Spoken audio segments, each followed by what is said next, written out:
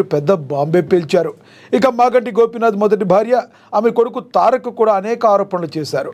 తన తండ్రి చనిపోయినప్పుడు మాజీ మంత్రి పువ్వాడ అజయ్ తను ఇండియాకి రావద్దన్నారని, వస్తే ప్రాబ్లం అవుతుందన్నారని తెలిపారు. అసలు ఎవరొస్తే ఎవరికి ప్రాబ్లం అవుతుంది? చాగంటి గోపీనాథ్ తల్లి ఇప్పుడెందుకు బయటకు వచ్చి ఇవన్నీ చెప్తున్నారు? అసలు మాగంటి గోపీనాథ్ లీగల్గా తన మొదటి భార్యకు విడాకులు ఇచ్చి సునీతను వివాహం చేసుకున్నారా? ప్రస్తుతం జరుగుతున్న పరిణామాలు జూబ్లీహిల్స్ ఉప ఎన్నికల్లో బీఆర్ఎస్పై ప్రభావం చూపనున్నాయా? ఇదే అంశం గురించి ఈరోజు చర్చ కొనసాగిద్దాం. చర్చలో పాల్గొనేందుకు మనతో సిద్ధంగా ఉన్నారు, మనతో స్టూడియోలో అందుబాటులో ఉన్నారు కాంగ్రెస్ నేత సునీల్ గారు, మనతో స్టూడియోలో అందుబాటులో ఉన్నారు. అదేవిధంగా బీఆర్ఎస్ నేత విజయార్య గారు కూడా మనతో జాయిన్ అవుతారు జూమ్ కాల్లో. ఇక బీజేపీ నేత కాంతి కిరణ్ గారు జాయిన్ అవుతారు జూమ్ కాల్లో. అదేవిధంగా రాజకీయ విశ్లేషకులు న్యాయవాది బండారు రామ్మోహన్ గారు కూడా మనతో జూమ్ కాల్లో అందుబాటులో ఉన్నారు. ముందుగా రాజకీయ విశ్లేషకులు న్యాయవాది బండారు రామ్మోహన్ గారితో మాట్లాడదాం. రామ్మోహన్ గారు నమస్తే అండి. రామ్మోహన్ గారు, ప్రస్తుతం జరుగుతున్న పరిణామాలను ఏ రకంగా చూడాలి? జూబ్లీహిల్స్ ఉప ఎన్నికలపై ఈ గత 2-3 రోజులుగా జరుగుతున్న ఈ పరిణామాలు ఏమైనా ప్రభావం పడే అవకాశం ఉందంటారా బీఆర్ఎస్ పార్టీ మీద? లక్ష్మణ గారు, మీకు కూడా 2 నిమిషాలు మాట్లాడుకోండి. వ్యక్తిగతంగా మాట్లాడదు, కానీ ఈ మధ్యన సోషల్ మీడియాలో ఇవన్నీ బాగా వస్తున్నాయి. మీడియాలో వచ్చినా కూడా సోషల్ మీడియా పోలేదు. నా ఉద్దేశం ఏంటంటే, ఆయన చనిపోయి ఆల్మోస్ట్ ఆల్ 10 నెలలో ఎన్నికలు జరగాలని జరుగుతుంది. కానీ ఈ ఆరోపణలు మరి మాటలు తల్లి ఇదివరకు ఎందుకు ఇప్పుడేం చేస్తున్నారు, వారి వెంట ఉన్నది ఎవరు, ఎన్నికలప్పుడు మాత్రమే ఎందుకు వస్తుంది? అలాగే ఒకవేళ పువ్వాడు అజయ్ గారు బెదిరించినా, లేకపోతే ఇంకెవరైనా బెదిరించినా, ఈ ఆరోపణ ఎప్పుడు చేయాల్సింది? ఎన్నికలు రాకముందు చేయాల్సిన పని కాదు.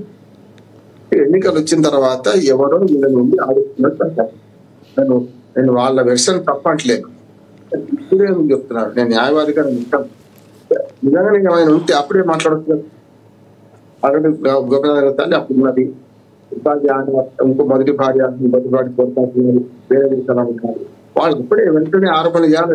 వెంటనే వాళ్ళు సర్టిఫికేట్ తీసుకోవాలి. మరి మాగంటి గోపీనాథ్ గారి భార్య మొదలైన కొట్టాడచ్చు కదా. నాకు తెలిసి అయితే ఇప్పటి వరకు వీళ్ళు ఎవరు ముందు రాలేదు. తల్లి తండ్రులకు ఏం సంబంధం, హస్తాచారాలకు ఏం సంబంధం, ఏమి సగా ఉంది నాకు తెలియదు. కానీ ఇప్పుడు రాజకీయంగా ఉపయోగించుకోవడానికి మాత్రం ఖచ్చితంగా ఎన్నికపాటి ఉపయోగించుకోవాలి. కాదు అంటే బీఆర్ఎస్ లో లోకలకు కూడా కవిత తల్లి మీద ఆరోపణ చేసిన, తల్లి మంచోడే చుట్టూ దయ్యాలు ఉన్నా కూడా, లేకపోతే హరీష్ రావు, సంతోష్ కుమార్ మీద దాడి చేస్తూ వాళ్ళు అవినీతి పనులని తండ్రి నుంచి అన్నాన్ని చెప్పేసి వెనుకొచ్చిన దృష్ట్యా కూడా ఇంటికి మంటిపోయాను సామెత తక్కువ. ఇప్పుడు కొత్తగా నేను సామెత కనిపెట్టాను, నేను ఇంటికి మంటిపోయాను ఎంత సామెత. ఇప్పుడు ఇంటికి గ్యాస్ పోయి మంటిపోయి నయం, ఎందుకంటే గ్యాస్ పోయి అయితే గుర్తు మంటది, మొత్తం మంటలు ఇల్లు కానిపోవచ్చు. అందుకని ఇలా ఆరోపణలు ప్రత్యారోపణలు ఎన్నికల కోసమైనా లేకపోతే నిజమైన వాస్తవాన్ని ఉందా అనేది ఎన్నికలు అయిపోయిన తర్వాత దీన్ని బాగా ప్రొటెక్ట్ చేసి ఎవరు వాళ్ళ ప్రయోజనాలు తీరిన తర్వాత దాన్ని కామ్ అయిపోతారు, వారితో మద్దతు లభిస్తారు. ఇది కొత్త కాదు రాజకీయాల్లో. ఈ హత్యలు, ఆత్మహత్యల ఆరోపణలు ఇవన్నీ కొత్తది. అందుకని చూపిస్తున్నాం కదా, తెలంగాణలో కవిత మన ఇస్తారు చూస్తున్నాం. ఆంధ్రప్రదేశ్ లో కూడా కోడి కత్తి కేసు, వివేకానంద హత్య కేసు, ఇవన్నీ పనిచేస్తున్నారు. కానీ కొంత ఇవన్నీ కూడా పేద ప్రజలకు పెద్ద గౌరవం చూపించాం. ఈ మొత్తం ఉపరితల అంశాలే అనిపిస్తుంది. ఒకరి మీద ఒకరి ఆరోపణ చేసుకోవడం కానీ, లేకపోతే పెద్ద ఎత్తున వీళ్ళు రాజకీయ ఆరోపణ చేసుకుంటే అవి పనిచేయదు. నిజంగా విరాళ అప్పారావు గారి కళ్యాణ పేపర్లో నాటకంలో కనుక గిరీష్ వారి పాత్ర ఉంటుంది. అందులో జట్కా బండి కాంగ్రెస్ పార్టీ వస్తే మన కాంగ్రెస్ పార్టీ అయితే స్వప్నం తీసుకొస్తే నాడు మా జట్కా విజయనగరం రైల్వే స్టేషన్ లోని హెల్త్ అంతం దగ్గర అంటాడు. వాళ్ళ సమస్యలు ఇవాళ ఎన్నికలు ప్రభావం చూపిస్తే పూర్తిగా వాళ్ళ సమస్యలు, జూబ్లీహిల్స్ ప్రజల సమస్యలు, వాటి పరిష్కారాలు రాజకీయ పార్టీ చేస్తున్న చూపిస్తాం తప్ప లేదా మొదటి భార్య కరెక్టా, రెండో భార్య కరెక్టా, వాళ్ళ తల్లి అంతా కూడా పంచాయతీ ఇవన్నీ కూడా వీళ్ళు రాజకీయంగా జాతీయ పార్టీల మీద ప్రాంతీయ పార్టీలు జాతీయ పార్టీలు అన్ని ఇంటికి రావంటున్నాడు.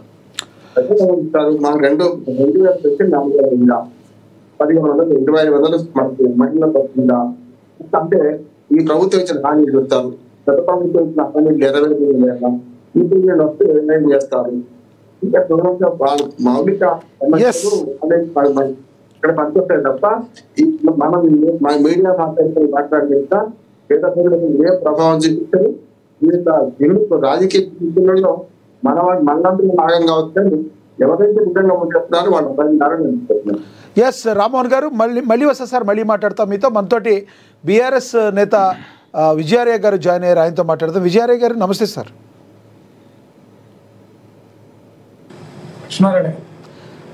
సార్, జరుగుతున్న పరిణామాలను ఏ రకంగా చూడాలి? బీఆర్ఎస్ మీద అనేక ఆరోపణలు వస్తున్నాయి. ఎవరైతే అభ్యర్థి ఉన్నారో ఆవిడ మీద వ్యక్తిగతంగా మరి ఏంటి అనేది వాళ్ళ ఫ్యామిలీకి తెలియదు, కానీ మరి సునీత గారి మీద కూడా గోపీనాథ్ గారి తల్లి ఆరోపణలు చేశారు. ఎలా చూడాలంటారు? ఇది ఏమైనా ప్రభావం మీ పార్టీ మీద పడే అవకాశం ఉందంటారా ఎన్నికల మీద? ఇప్పుడు ఆరోపణలు పరమైనటువంటి తప్పిస్తే